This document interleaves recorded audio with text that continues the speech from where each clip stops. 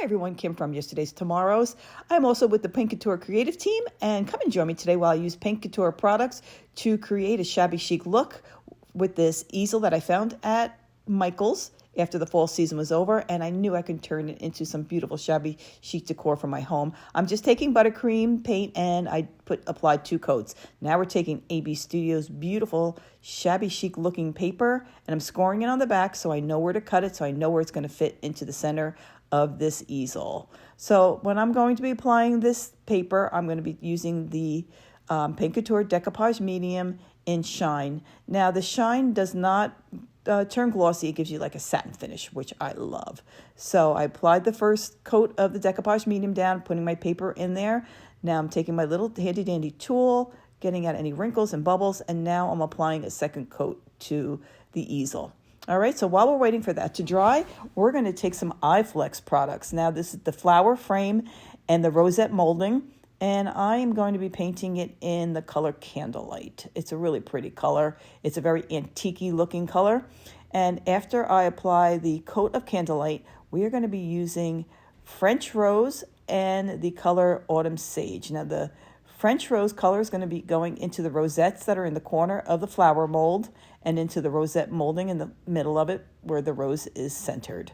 Now I'm taking the Autumn Sage and applying it to the leaves in the corners there and also on the rose floral molding that we have there. Now once I add those colors to it, I'm going to take one of my favorites.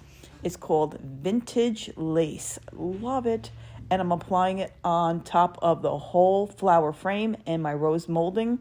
And it's going to give it a very, very vintagey, shabby chic look. And it's going to bring this whole piece together. I just love vintage lace. It's like absolutely one of my favorites to use to obtain a shabby chic look.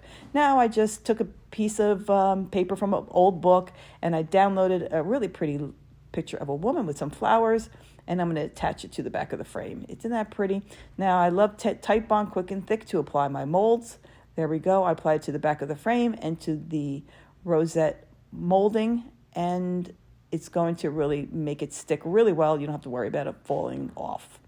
All right, so now to deepen the frame a little bit, I'm taking Amber Honey and I'm applying it to the frame of this easel just to give it also a more vintagey vibe to the frame.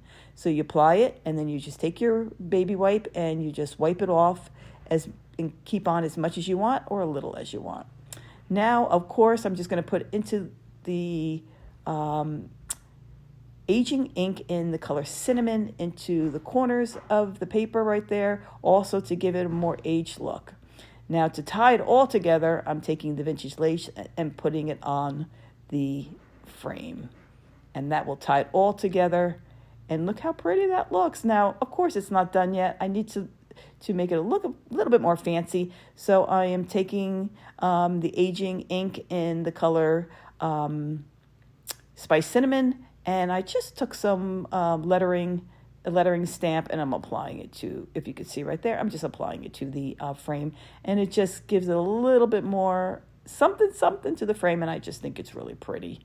So just whatever lettering you have, and remember, I'm not trying to ink it so you see the wording of it. I just want it as like a background, and I think it's just going to make the frame a little bit more shabby chic and a little bit more vintage, and that's the style that I'm looking for. So there it is. I hope you enjoyed this video. Thank you so much for joining me today on the Paint Couture creative team. Thank you so much for joining me.